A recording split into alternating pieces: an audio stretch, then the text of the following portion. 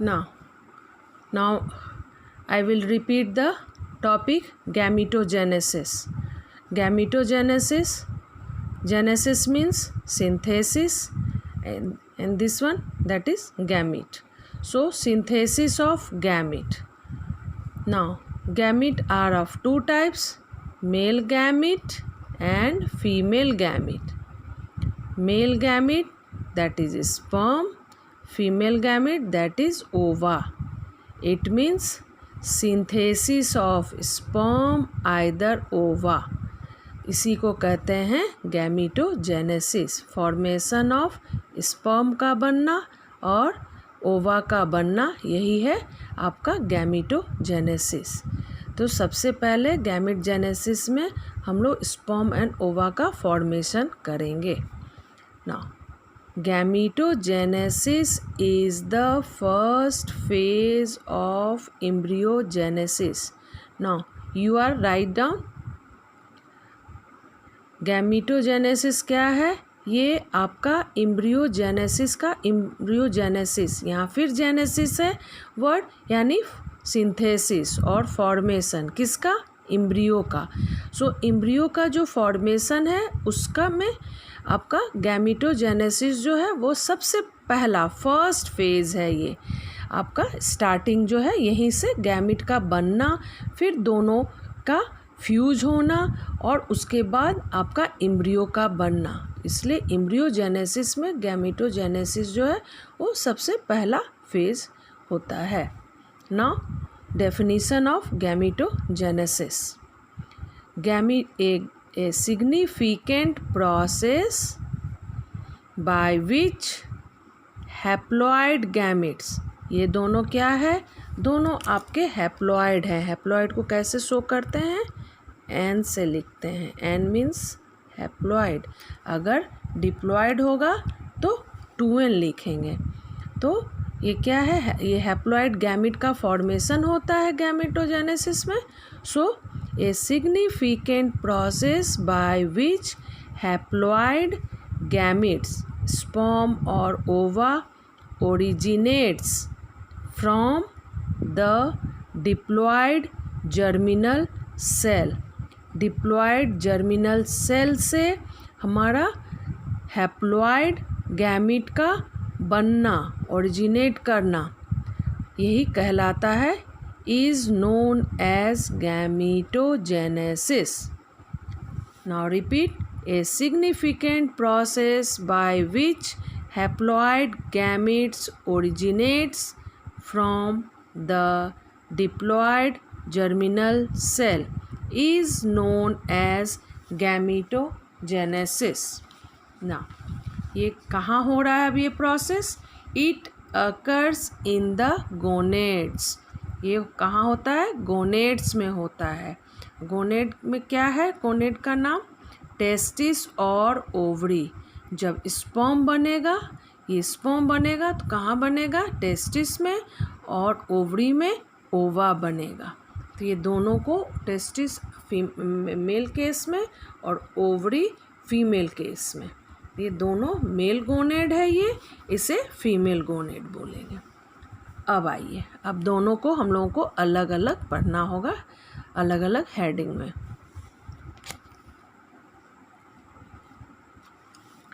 गैमीटोजेनेसिस को डिवाइड किया गया spermatogenesis and oogenesis। Formation of sperm, formation of ओवा। ना if गैमीटोजेनेसिस occur in male reproductive organ or testis।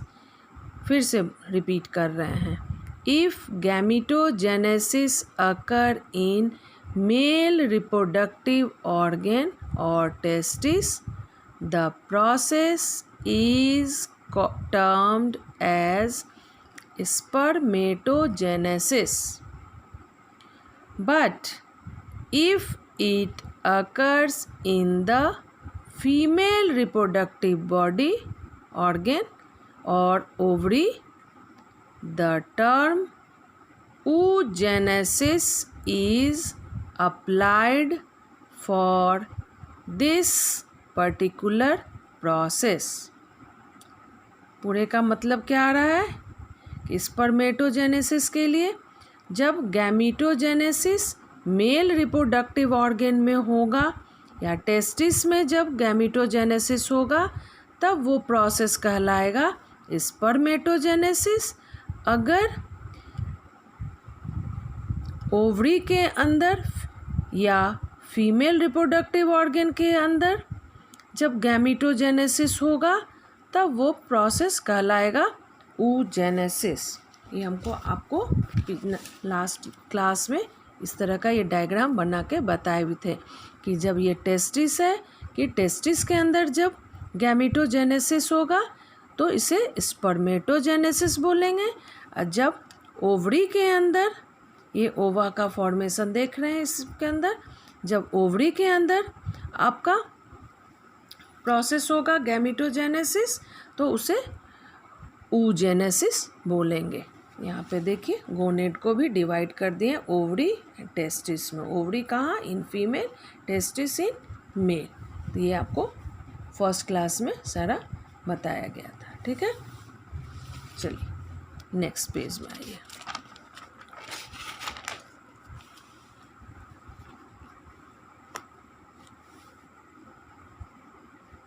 ना अब आइए फर्स्ट हेडिंग जो आपका है स्पर्मेटोजेनेसिस। ठीक ना, जेनेसिस दैट इज सिंथेसिस या फॉर्मेशन किसका? स्पर्म का। सो फॉर्मेशन ऑफ स्पर्म। तो इस चैप्टर में बहुत बड़ा ये चैप्टर है जिसमें हम लोग पढ़ेंगे स्पर्म का कैसे फॉर्मेशन होता है। ठीक है, स्पर्म के फॉर्मेशन के लिए हम लोग का ये टेस्टिस के अंदर, इसी के अंदर हमारा स्पर्म का फॉर्मेशन होगा। ये दो आपका इन मैमल में आपका ये टेस्टिस है, इसके अंदर देख रहे हैं इस तरह से कॉइल्ड स्ट्रक्चर, ये सेमनीफेरस टिब्यूल्स हैं। इसके अंदर सेमनीफेरस टिब्यूल्स हैं और उसी टिब्यूल्स के अंदर स्पर्म का फॉर्मेशन होगा। और ये स्पर्म जब बन जाएगा तो फिर वो इस डक्ट के थ्रू, जिस डक्ट का नाम है वास डिफरेंस, इधर से भी आ रहा है, इधर से भी आ रहा है, और ये ऊपर एब्डोमिनल कैविटी में आएगा और फिर इधर से मेल जेनाइटल ऑर्गन से ये बाहर स्पर्म जो है बाहर आएगा। और फिर बाहर आने के बाद ओवरी में आपका यहाँ से ओवा रिलीज होता है फीमेल बॉडी में। तो वो ओवा और स्पर्म दोनों जब फ्यूज कर जाएगा तो एक जायगोट का फॉर्मेशन होगा। ठीक,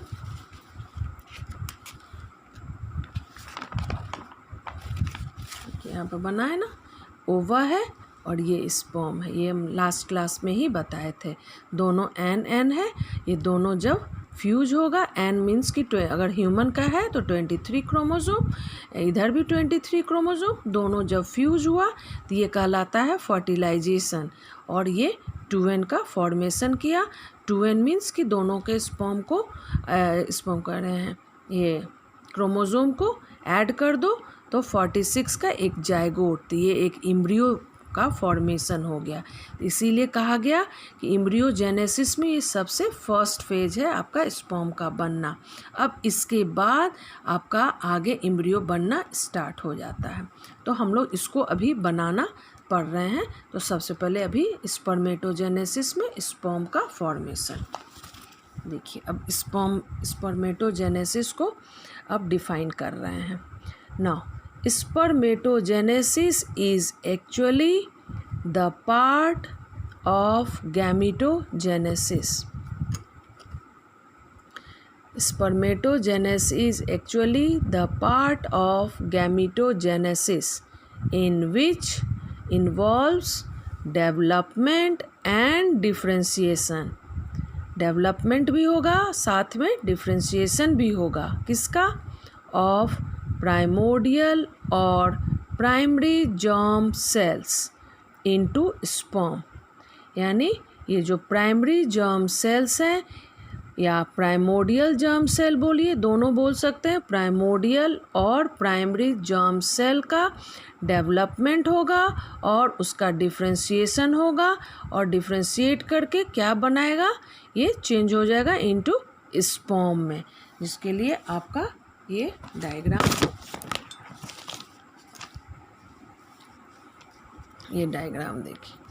इस डायग्राम में ये हम एक आपको यहाँ पे ये उस दिन भी ये बनाए थे कि अब टेस्टिस का इस तरह से पूरा टेस्टिस है, उसका सेक्शन ऐसे कट करिए तो इस तरह से बहुत सारे सेम्निफेरस ट्यूब्यूल्स बन जाएंगे, इस तरह से गोले गोले। अब एक के अंदर ये आपका पूरा स्पर्मेटोजेनेसिस प्रोसेस जो है वो हो रहा है। तो जो यहाँ पे हम लोगों ने अभी लिखा प्राइमोडियल और primary germ sales into sperm, तो सबसे पहले यहाँ जो ये लेयर है सेम्निफेरस ट्यूब्यूल का, यहाँ से जो ये छोटे छोटे गोले गोले एकदम इस लेयर के जस्ट आपके पेरिफेरल में किनारे में जो ये है वो कहलाएगा प्राइमोडियल जर्म सेल। देखिए यहाँ लेवलिंग किए, प्राइमोडियल जर्म सेल।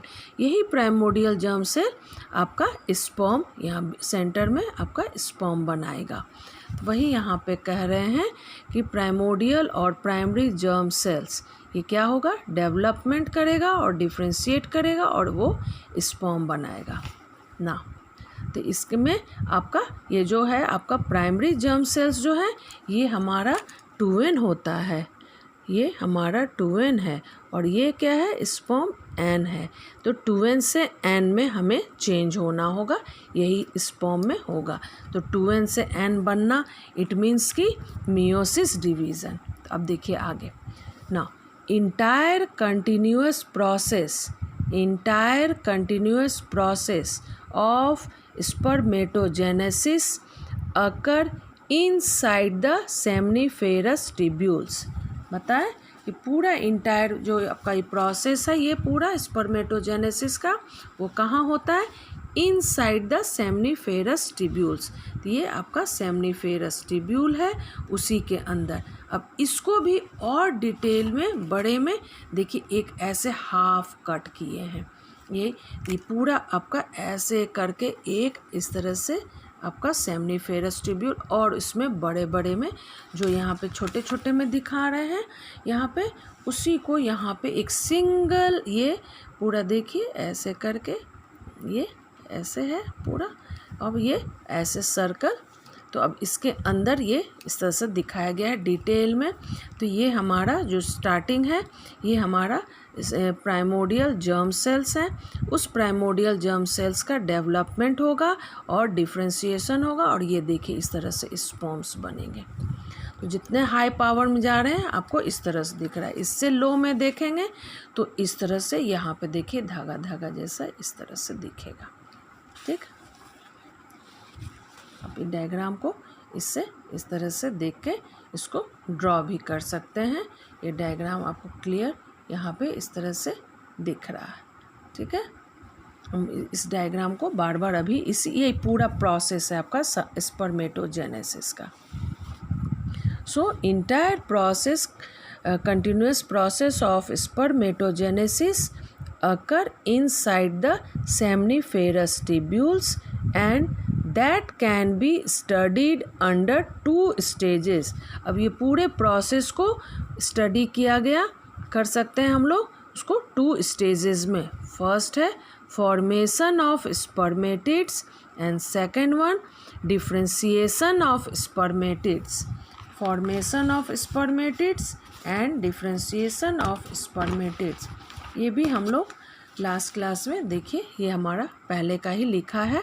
अब देखिए यहाँ तो बोर्ड नहीं है, यहाँ तो हम लोग कॉपी में काम कर रहे हैं, तो हमारा सारा कुछ लिखा है पहले से ही। बोर्ड पे रहता तो मिटाते जाते लिखते जाते। तो ये आपको एक बेनिफिट है आपका इस तरह से ऑनलाइन का कि आप इसको बार बार देख सकते हो ना। स्पर्मेटोजेनेसिस देखिए इसको डिवाइड किया गया 2 फेजेस में, formation of spermatids and differentiation of spermatids. यही यहाँ पे लिखा formation of spermatids and differentiation of spermatids. अब आगे बढ़िए।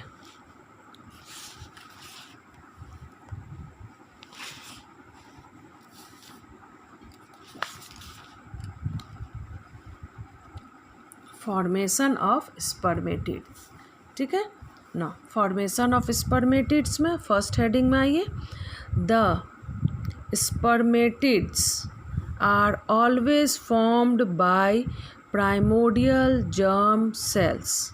ठीक है, फिर से रिपीट कर रहे हैं.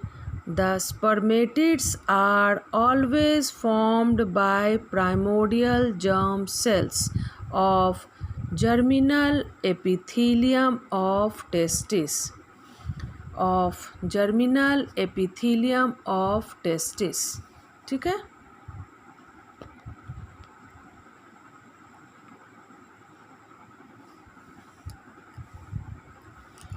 तो ये जो है स्पर्मेटिड का फॉर्मेशन हमेशा कहाँ से किससे होगा? प्राइमोडियल जर्म सेल से. अब प्राइमोडियल जर्म सेल्स कहाँ से निकल रहा है?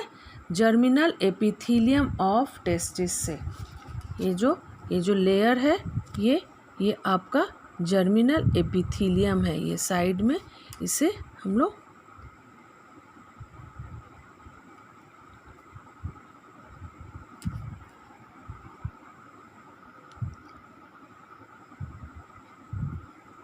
Germinal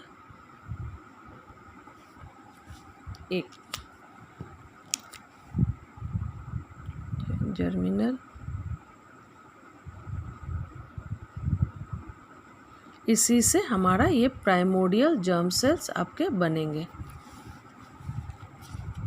now these cells have diploid set of chromosome. यहाँ पे लिखा ना ऊपर में ही diploid 2n. So these cells have diploid set of chromosomes whereas spermatids have only the haploid set. spermatid जो होगा उसमें haploid होगा.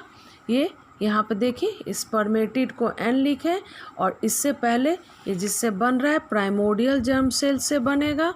ये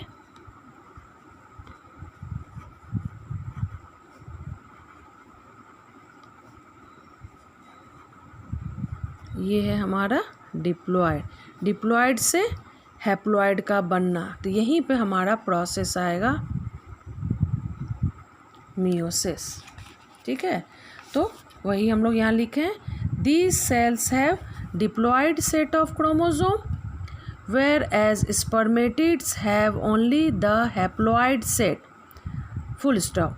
दस the process proceeds through meiotic division for reducing the number of chromosome to half. ये इसलिए ये process जो है आपका जो स्पर्मेटिड का बनना किससे? प्राइमोडियल जर्म सेल से. प्राइमोडियल जर्म सेल से स्पर्मेटिड का बनना, इसमें हमारा प्रोसेस जो है वो प्रोसीड करेगा थ्रू मियोटिक डिवीज़न. किस लिए? क्योंकि reducing the number of chromosome के नंबर को रिड्यूस करने के लिए. जो 2n है, अगर ये 2n अगर इज़ इक्वल टू अगर ह्यूमन का लो तो ये 46 है, तो ये आपका 23 हो जाएगा. तो नंबर को रिड्यूस करने के लिए ये प्रोसेस जो है हमारा फॉर्मेशन ऑफ स्पर्मेटिड वो मियोसिस के थ्रू होगा. ना next point, the whole process आगे है इधर. The whole process of formation of spermatids can be subdivided into the following 3 phases. Now repeat the line. The whole process of formation of spermatids can be subdivided into the following 3 phases. अब ये पूरा whole process जो है spermatid का उसको हम लोग सब डिवाइड कर रहे हैं 3 फेजेस में. नाउ क्या क्या फेज है? Phase of multiplication, phase of growth and phase of maturation. ये देखिए आपको लास्ट क्लास का फिर से हम याद दिला रहे हैं. देखिए यहाँ लिखे ना, phase of multiplication, phase of growth, उसका थर्ड अभी यहाँ पे नहीं लिखे, फेज ऑफ मैचुरेशन. यहाँ देखिए फेज ऑफ मैचुरेशन. इन दोनों को हमने समझाया भी है, यहाँ पे समझाया भी है. चलिए अब आगे बढ़े।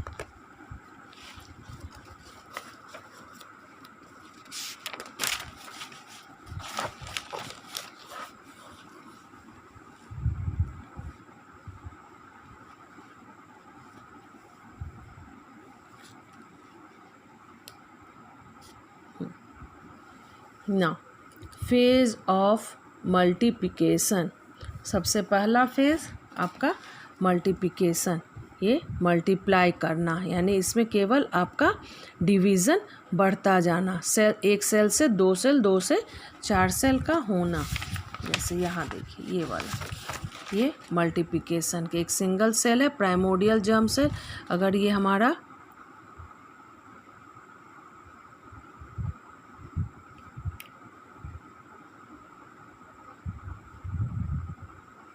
ये डिवाइड किया 2 में, फिर दोनों 4 में, 4 से फिर 8, 8 से 6, इस तरह से डिवाइड होते गया आपका। लेकिन ये वाला में देखिए हाफ हो रहा है क्रोमोसोम, तो ये नहीं, ये वाला मल्टीप्लिकेशन, तो यहाँ पे है हमारा क्या हो रहा है, इसको देखिए, इसका दूसरा नाम भी लिखे हैं फेज ऑफ मल्टीप्लिकेशन का, और प्री मियोटिक फेज यानी मियोसिस से पहले का फेज, और ये माइटोटिक फेज है, ये इसको मल्टीप्लिकेशन को माइटोटिक फेज भी कहते हैं। और ये कहाँ होता, कब होता है, ड्यूरिंग एम्ब्रियोनिक लाइफ, ये जब एम्ब्रियो जो है आपका, ये आपका मदर बॉडी के अंदर जब मेल बेबी है, तो उस मेल बेबी के टेस्टिस में ये प्रोसेस होगा। इसलिए देखिए sentence, during embryonic life comma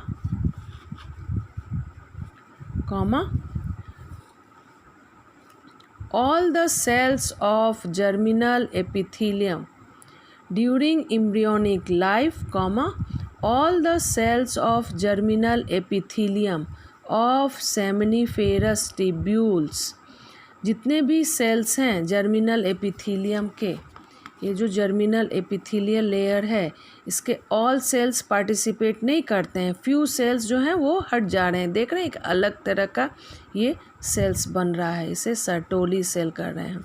इसीलिए यहाँ पे कहा गया है during embryonic life all the cells of germinal epithelium of seminiferous tubules bracket में एक्सेप्ट फ्यू, कुछ को छोड़ के, have equal power to divide into spermatozoa, have equal power to divide into spermatozoa, मतलब कहने का मतलब है यहाँ से जितने भी सेल्स निकल रहे हैं उनमें कुछ सेल्स को, फ्यू सेल्स को छोड़ दें तो सारे में इक्वल पावर है, इस तरह से आपका डिवाइड करके, और इस तरह के स्पर्मेटोजोआ मैच्योर, देखिए लिखा है मैच्योर स्पर्मेटोजोआ बनने का सब में आपका कैपेबिलिटी रहेगा। So equal power to divide into spermatozoa and become specialised for spermatogenesis, और वो स्पेशलाइज्ड है फॉर स्पर्मेटोजेनेसिस, ठीक है। Now these cells are called primary germ cells, ये सारे सेल्स को कहते हैं प्राइमरी जर्म सेल्स। अब ये शुरू वाले जो सेल्स हैं यहाँ से इसका नाम हम लोग दे देंगे,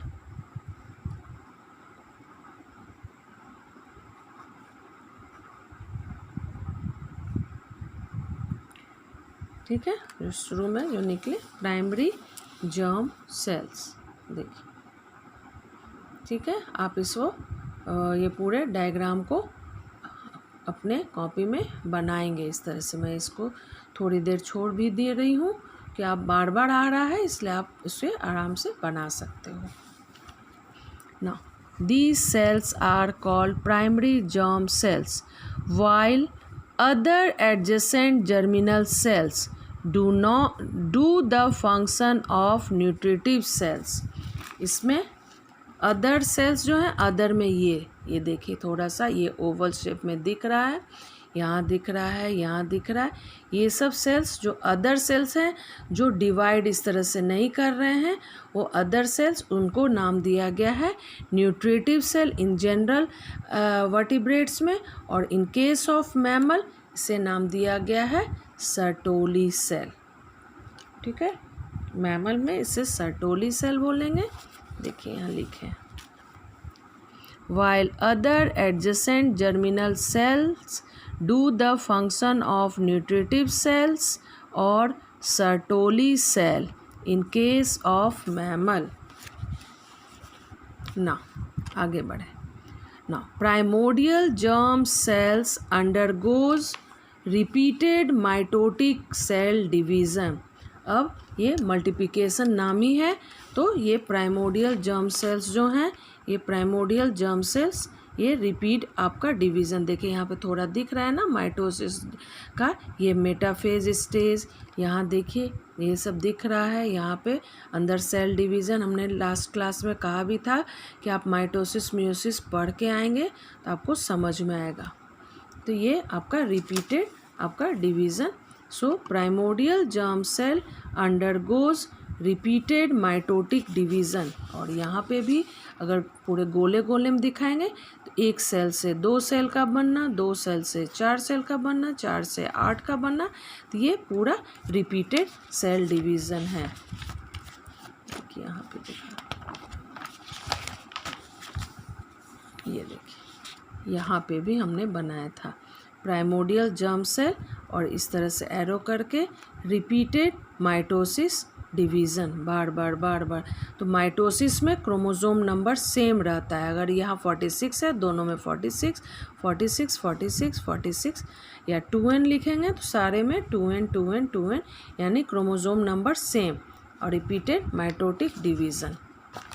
सो primordial germ cell undergoes repeated mitotic cell division and produces cells which ultimately become the sperm mother cells.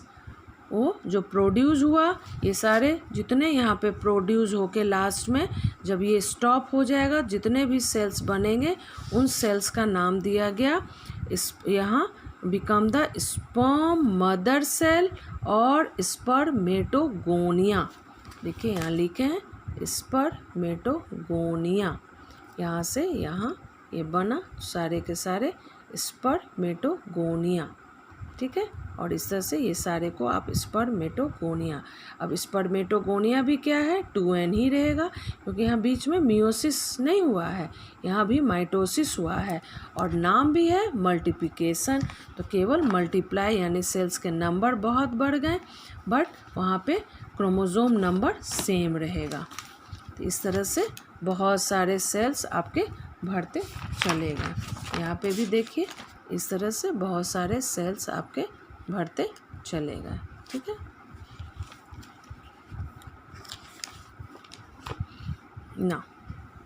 Now mitotic division stops. अब इस फेज के एंड में क्या होगा, माइटोटिक डिवीज़न स्टॉप हो जाएगा and spermatogonia inter into the phase of growth. अब spermatogonia जो है वो इंटर कर जाएगा किस फेज़ में, ग्रोथ फेज़ में, यानी कि अब उसमें ग्रोथ स्टार्ट हो जाएगा आपका, वो ग्रोथ करेगा। यहाँ देखिए ये यहाँ पे स्पर्मेटोगोनिया में ये ग्रोथ आपका, तो ये जितने भी छोटे छोटे बनाए थे देखिए वो सेम नंबर क्रोमोसोम का सेम आपका ये बड़ा हो गया। यहाँ पे जैसे 16 सेल है तो 32 सेल हो गया, उसके बाद सारे के केवल साइज जो है वो बड़ा हो गया। बड़ा होने के बाद अब नेक्स्ट हम लोग आ जाएंगे अब फेज ऑफ ग्रोथ में। तो अब फेज ऑफ ग्रोथ को नेक्स्ट क्लास में अब यहाँ से आपको मैं बताना शुरू करूँगी, और इधर आपको पूरा अच्छे से नोट्स भी लिखा जाएगा इसमें, और आपको आज अच्छे से ये रिपीट भी किए हैं तो आपको अच्छे से समझ में भी आ जानी चाहिए।